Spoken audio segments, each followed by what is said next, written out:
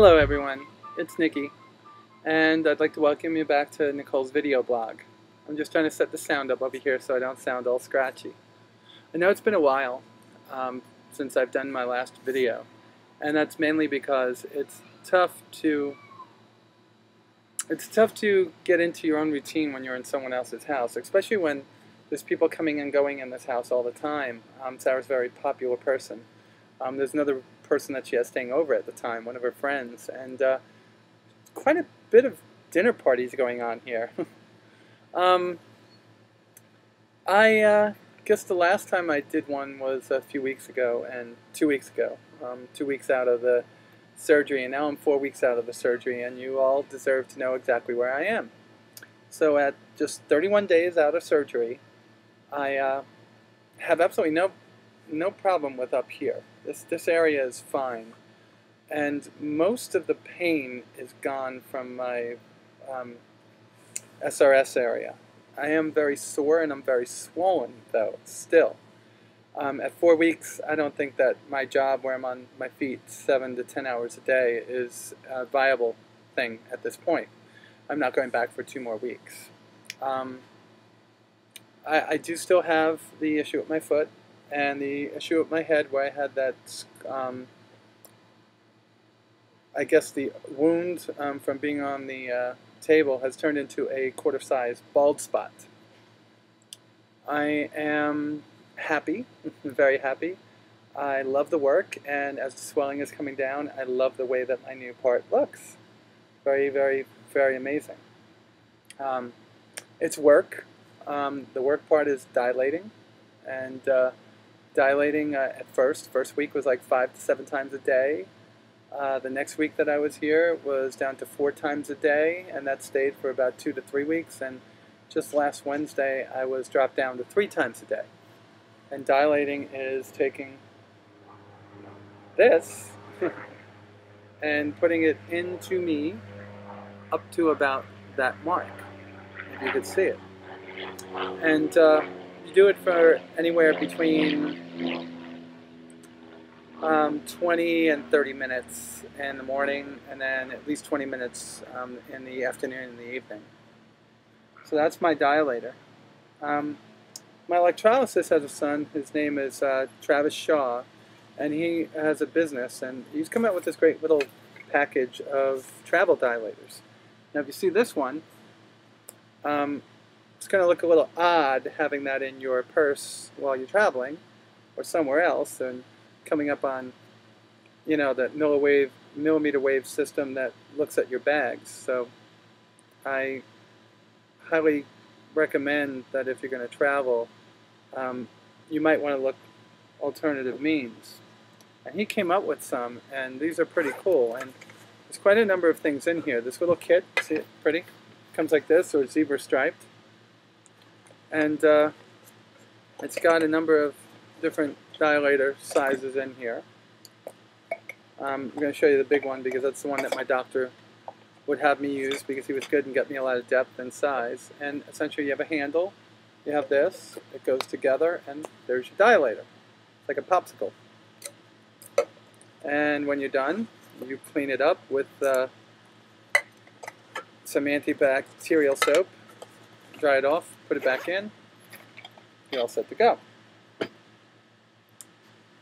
So that's one of the props that I have. I have another prop for you. If anyone follows my Facebook and my Twitter and my blog, which I don't get to as often as I want to, this is my torture donut. If you go through SRS, do not get one of these. People talk about them and say you got to get one of those donuts.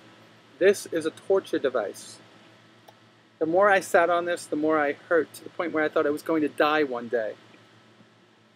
The new device that I'm sitting on right now, and I will not get up off of because I'm not moving while I'm doing this video, is a neck pillow that you would get for going on an airplane.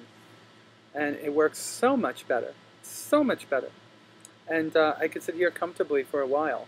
Right now, any discomfort I'm feeling has nothing to do with my pillow. It has to do with the fact that everything is just very sore and tight. Alright, so mentally, I'm in heaven. I'm stable, I'm happy, I'm me. I'm me for the first time in a long, long, long, long, long time. But I still have a far way to go. Um, in January, I'll be back in this area, and I'll be getting my labiaplasty and my trachea shave. And then maybe mid-year next year, I'll be back again for a little bit of facial work. I don't know what. I can't see what I could do to this beautiful face to make it any better. But I think that I might be doing that. I do have to say that the biggest issues I've had to date are sleeping. I'm still not sleeping through the night. But if you think about it, I'm brand new. Oh, sorry. Gotta be. I'm a brand new lady. And if you're looking at a brand new baby, they usually don't sleep through the night for the first 6 weeks. The issue I have now is that problem I had with my leg for being in the stirrups for 12 hours is that nerve endings are reconnecting, so it feels like my lower leg and foot is in a blast furnace. It really does burn, and that's supposedly the reconnection of all the different nerves down there. And that is the number one thing that's waking me up and keeping me up at night. Outside of that, I'm pretty happy. Oh my God, I'm doing what I challenge everybody else on. I'm touching my hair and my face so often it's driving me nuts. I don't want to go too far into this. There's not a whole lot to go over because really Netflix and Sarah's Apple TV have been my best friends. Without my Netflix account and without Sarah's extensive video catalog that she has in her iTunes, I probably would have been so bored I don't know what I would have done. But I've watched movie after movie after movie. Lord of the Rings series, Harry Potter series, I've watched every chick flick in the world that you could imagine, and some action flicks. On my computer, I've had Civilization 5 up, but I'm getting bored with that. So it's really the boredom, the not being able to do what you are able to normally do. In the past week, though, I've been able to do more and more. Like Sarah cooks every night, and I'm starting to load and unload the dishwasher as part of my daily routine. I know it doesn't sound like a lot, but when you look at how fast your energy dissipates, it is a lot.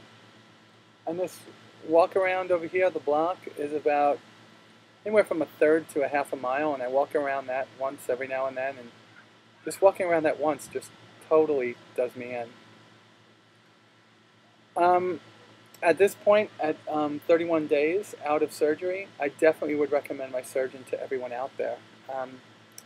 He even called me today, and he checks up on me to make sure things are right.